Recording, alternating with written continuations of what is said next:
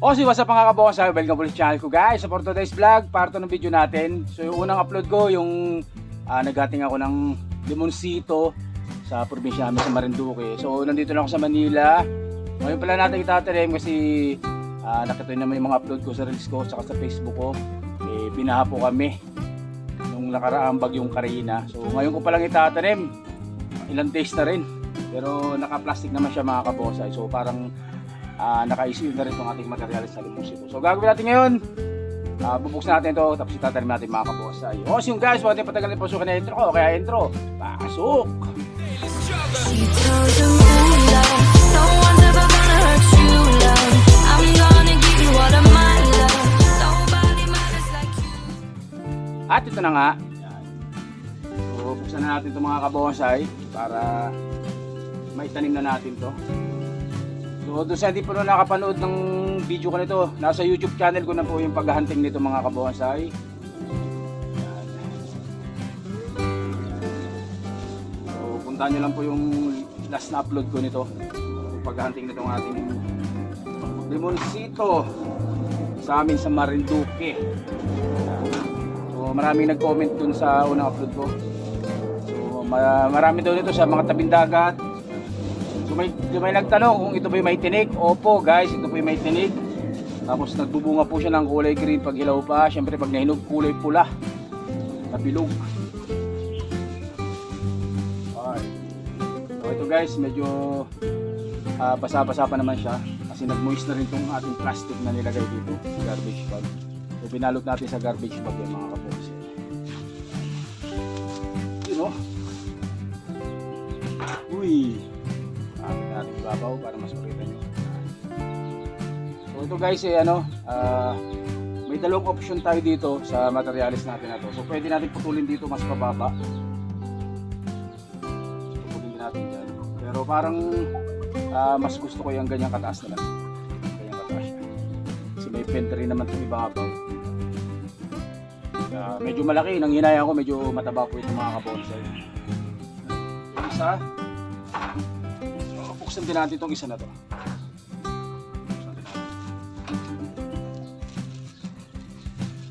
So ito naman guys yung pang forest natin ito, pang forest. Kasi medyo mga tuwid na maliliit. Pang forest natin ito. So yan din, nag-moist na rin siya. So parang naka-inaisiyo na lang natin to. Kahit ilang araw natin hindi na tanim. Kaya dinuna natin ang paglilinis sa bahay. Natapo tayo. Yun po. Ito yung ating mga pampores. So ito, tanim na natin siya ng single. Ito medyo may likuri naman kahit paano. Kaya kinuha na rin natin. So sama natin sana to sa forest kaso mas malaki siya, mas mataba, hindi maganda tingnan. Saka itong ating naka-twist na limonsito ay maliit, cute lang ito pag pag nabuhay na po natin. At ito na po ang ating mga pang forest na limonsito. Gagawin natin dito, itatanim lang natin to guys. Siyempre gamit po ang ating river sand mga kapos. So doon sa mga may nag-comment pala doon sa ko kung saan ako sa Marinduque. So buwak po kami, buwak Marinduque guys. Siyempre shoutout sa mga kabonsay natin dyan sa Marinduque kung mayroon. Shoutout po sa inyo lahat guys. Payat lang siya pero maganda to kasi hindi siya masyadong tuwid na tuwid. May mga kurpa-kurpa rin kahit papaano.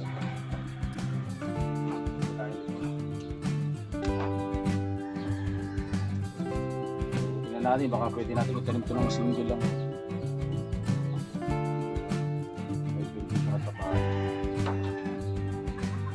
Babalik ako sa amin, maghahanap tayo nito.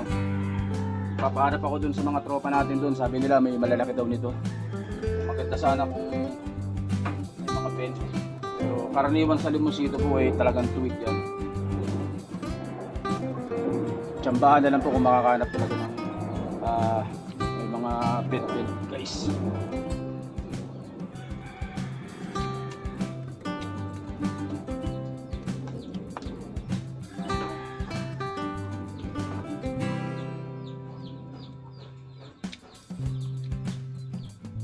Maganda yung nakuha natin kasi maraming heroes. So guys, tanimin natin to mga kabonsay. Kuha lang ako ng ang river sand. Okay, so guys, tanimin na natin to. Yan, so gagamitin ko yung mga luma rin nating mga ginawang training pat mga kabonsay. So binutasan natin ng 4 sa ilalim. Butas na yan. Kita nyo ba? Butas para lagyan natin ng wire para hindi gumalaw.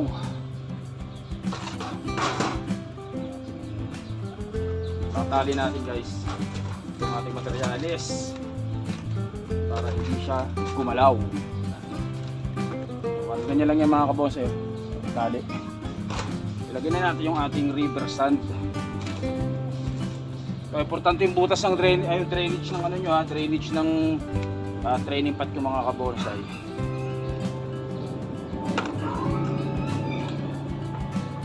Dahil kapag kulang po yan sa butas, siguradong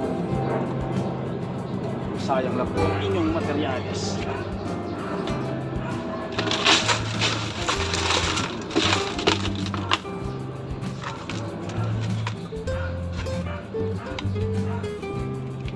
Pure river sand. Tama na muna yan. Lagyan na natin ang ating materials.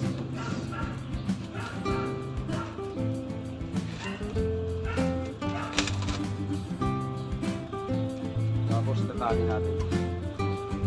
Kaso tapos. So ginamit natin dyan yung mga lumang yung mga lumang tawag dito.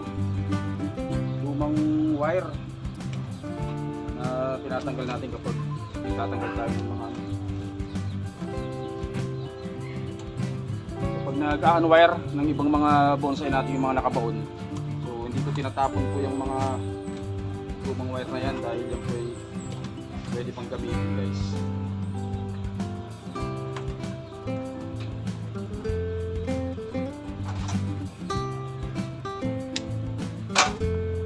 Tapos tatalian ulit din natin mamaya para talagang hindi siya gumalaw guys.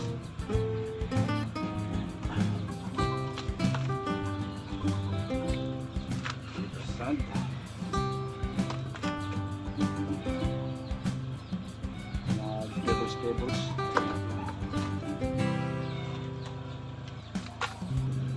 Lang to, simpleng vlog lang guys.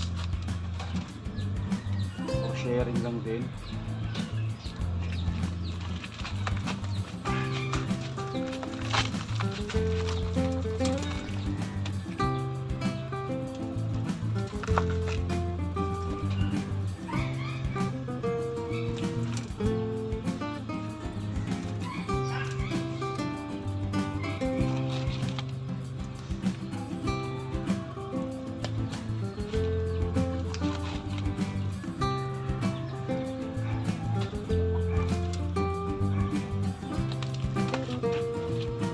So yung iba ayaw ng hindi masyado nilang kursunada itong Limonsito dahil matinik nga. Pag magwo-workshop, matinik. Pag magwa-wire, matinik.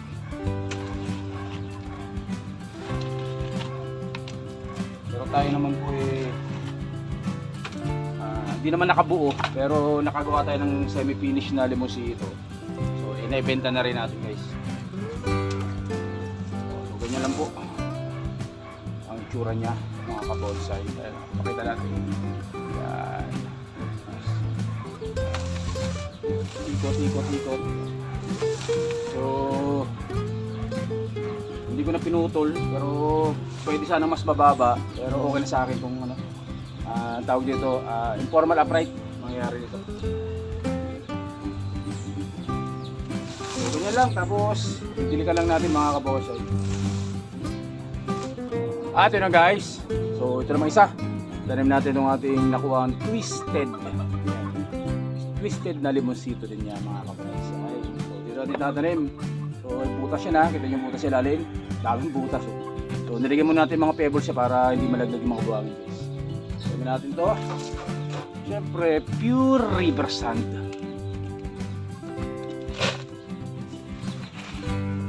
pure riverside dyan guys.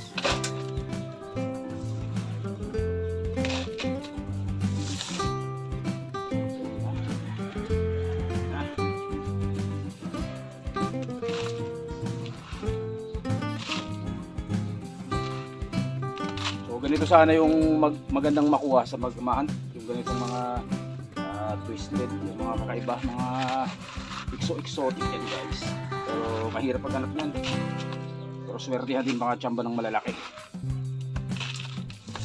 So may nag-comment pala sa akin, may nag-chat, kahit hindi na daw i-ICU itong limonsito, eh hindi naman daw maselan. So gagawin natin, syempre subukan din natin yan para mapatunayan.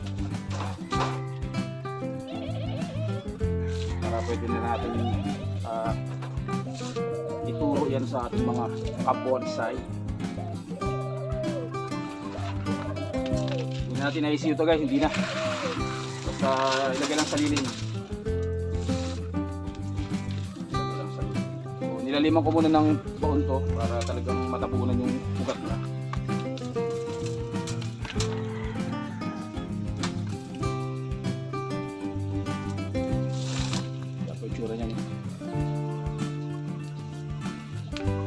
Ang ganda nito pag nabuhay natin yun guys. Tapos yung mga natin, yung mga pang forest, eh itatanim na rin natin lahat yan guys. Buti meron pa tayong extrang river sand dito galing kay Sir Nico Medes ng Art Capital Bonsai Club. Siyempre shoutout sa lahat ng member po natin dyan ng Art Capital Bonsai Club yan po sa Angono. Shoutout po sa inyong lahat at malapit na po akong pumasyal dyan sa inyo. So, talagang nabising, sobrang busy lang po kaya hindi ako makapasyal dyan sa sa Angono mga kabonsai. So tingnan natin kung pwede na natin itanim doon sa sa pot ko ng pang forest yung ating mga limonsito guys. Pagkitang po. At ito na nga guys. So bubuin na natin itong ating forest. So mahirapan tayo dito. So kaya naman guys. Isa lang isa.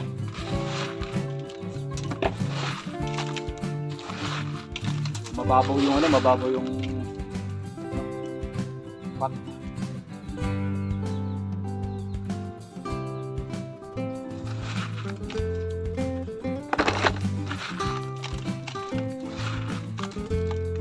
So mukhang hindi kasya yung siyam, kaya gawin na rin natin ito. Masyadong maskip. Ginawa natin siyam siya.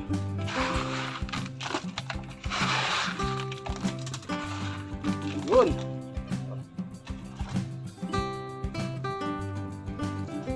Gawin natin 7.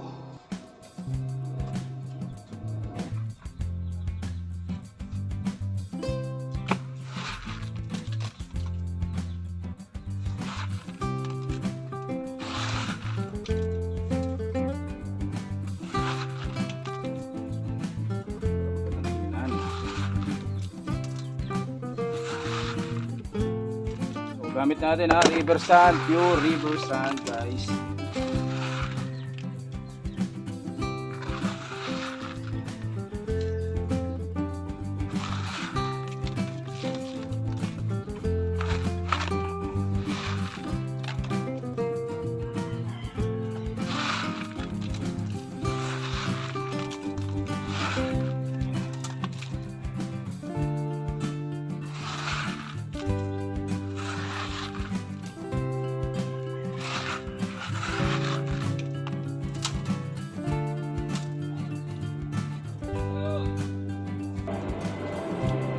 Dadagdagan pa natin ito ng dadagdagan pa natin ng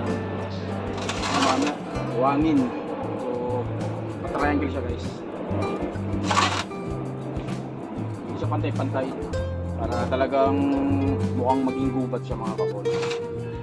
Forest na limonsito.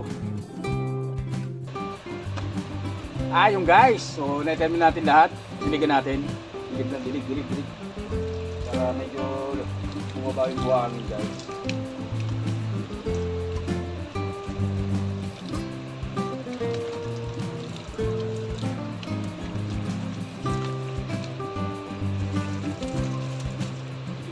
Diligan.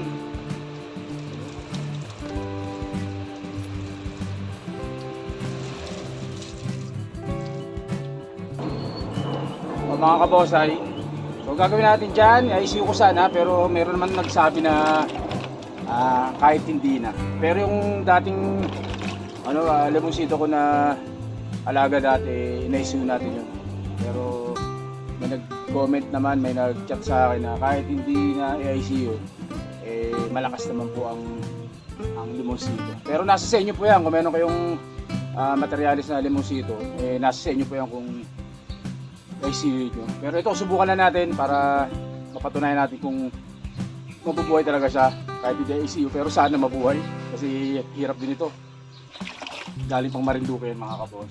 So yan po, gagawin natin dito, lalagay ko lang sa lilim. At syempre ang importante po ay hindi yan magalaw. Lagyan lang natin sa lilim po ito at hindi magalaw. Tapos syempre dilig-dilig, pag tuyo, dilig. Kasi umuulan naman po ngayon. Kaya sa lilim lang natin ilagay mga kabos. O so yun guys, hanggang dito na lang po muna yung ating vlog, ang ating video ngayon. So yung paghunting po nito na-upload ko na. So hanapin nyo lang po sa YouTube channel ko. So ito naman po yung pagtatanim natin itong ating mga nahunt na lemonsito sa amin sa Marinduque mga kabosay. So yun guys, hanggang dito na lang po muna. Stay safe, syempre. God bless you po mga kabosay. Maraming salamat po. Thank you.